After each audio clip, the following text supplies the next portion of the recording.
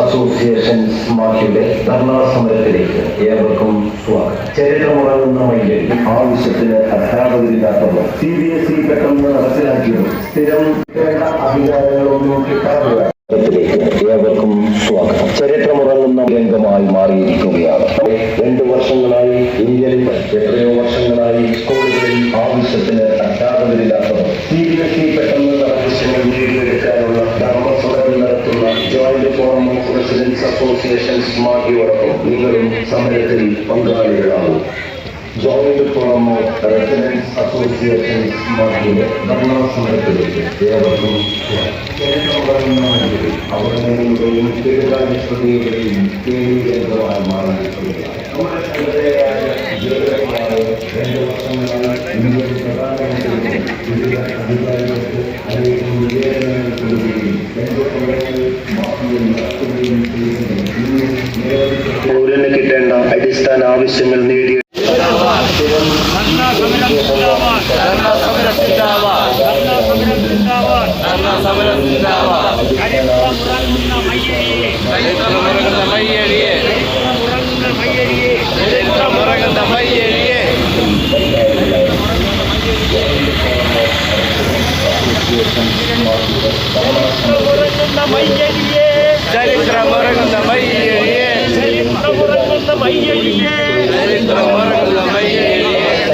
വർഷങ്ങളായി ഇന്ത്യൻ പ്രധാനമന്ത്രി മുതൽ നമ്മൾ ശ്രദ്ധിക്കേണ്ടിയിരിക്കും.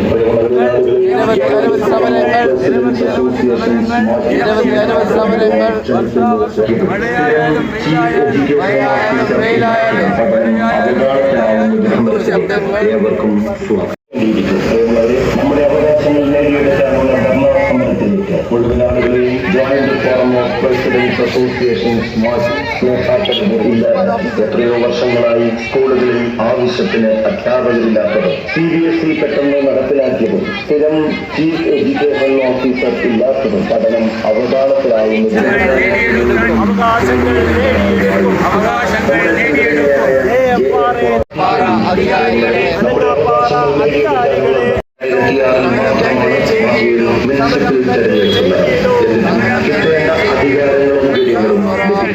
പൊതുവിതരണ സമ്പ്രദായം നിർത്തലാക്കിയത് ഏവർക്കും ആ കൗൺസിൽ 5 വർഷം പൂർത്തിയാക്കി.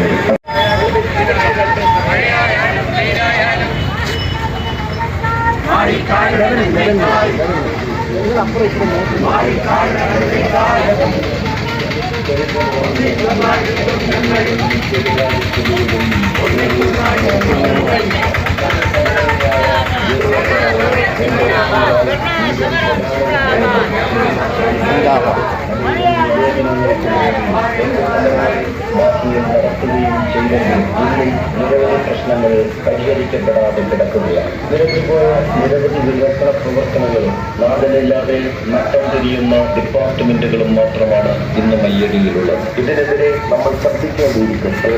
നമ്മുടെ അവകാശങ്ങൾ നേടിയെടുക്കാനുള്ള ധർണാ സമരത്തിലേക്ക് മുഴുവൻ ആളുകളെയും joint forum of residents association ശ്രമിക്കുന്നു.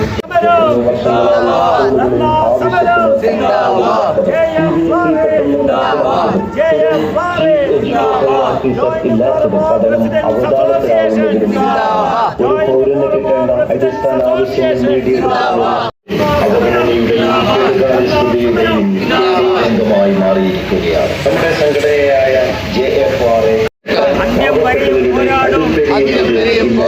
എത്രയോ വർഷങ്ങളായി സ്കൂളുകളിൽ ആവശ്യത്തിന് CBSE നടപ്പിലാക്കിയത് കേന്ദ്രീകൃതമായി മാറിയിരിക്കുകയാണ്.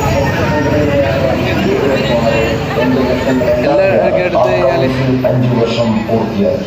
അതുപോലെ തന്നെ കാര്യത്തിലെ ഭക്ഷണം മോശമായിരുന്നു. അതുപോലെ നമ്മുടെ കേരളത്തിലുള്ള പല ആളുകളും പണ്ട് കുറച്ച് തടിച്ച ആളുകൾ കണ്ടാൽ ചോദിക്കുക, നിനക്ക് മാഹിയിലാണോ റേഷൻ എന്നാണ് ചോദിക്കുക. കാരണം അത്രമാത്രം റേഷൻ സമ്പ്രദായം ശക്തമായ ഒരു നാടായിരുന്നു മാഹി. എന്നാൽ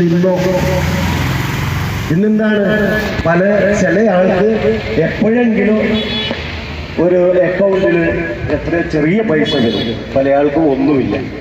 ഇപ്പൊ റേഷൻ സമ്പ്രദായം താറുമാറായിരിക്കുകയാണ്. ആവശ്യത്തിന് അധ്യാപകരില്ല, കുട്ടികളുടെ എണ്ണം കുറഞ്ഞു വരുന്നു.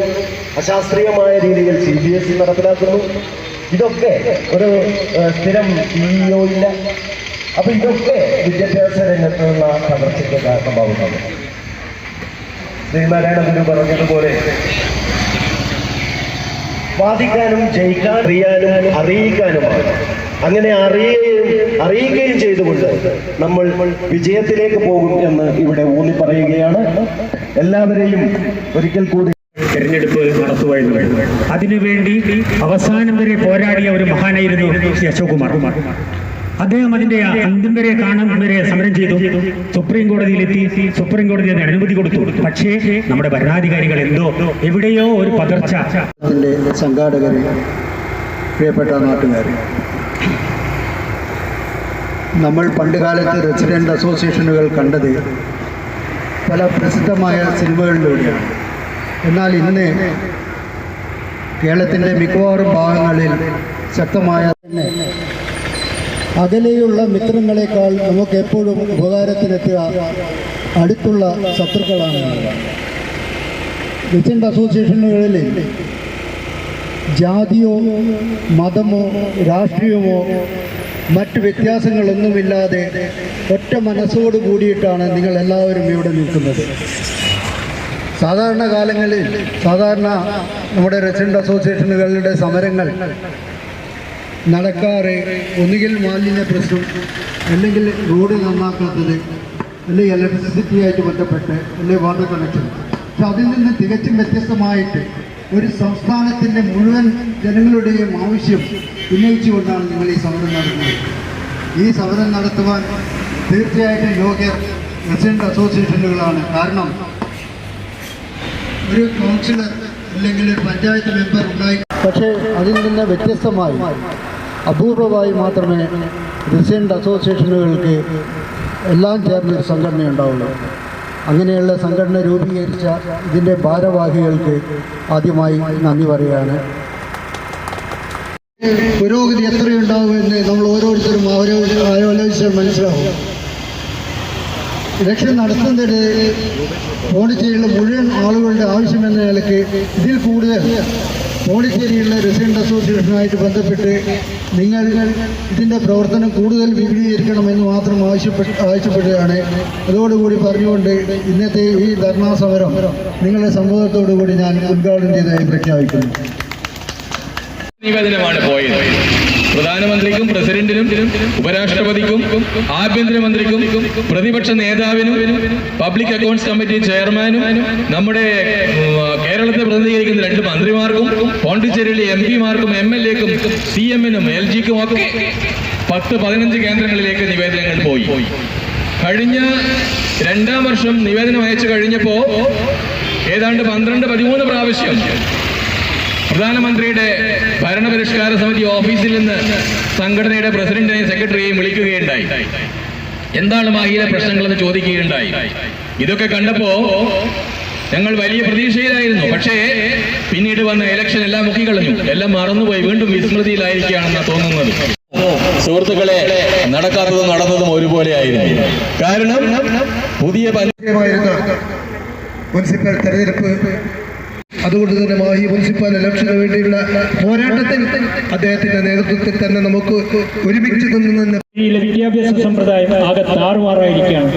എന്റെയൊക്കെ അറിവിൽ ഒരു സ്കൂളിൽ CBSE സിലബസും അല്ലെങ്കിൽ ഈ CBSE സമ്പ്രദായവും നടപ്പിലാക്കുമ്പോൾ അടിസ്ഥാനപരമായ പല സൗകര്യങ്ങളും അശോകൻ അവർക്കും നമ്മുടെ JFRA പ്രസിഡന്റ് പത്മനാഭൻ മാസ്റ്റർക്കും പിന്നെ ഇവിടെ എത്തിയിരിക്കുന്ന എല്ലാ സഹോദരങ്ങളും ഇന്നിവിടെ നമ്മൾ കണ്ടുവന്നു.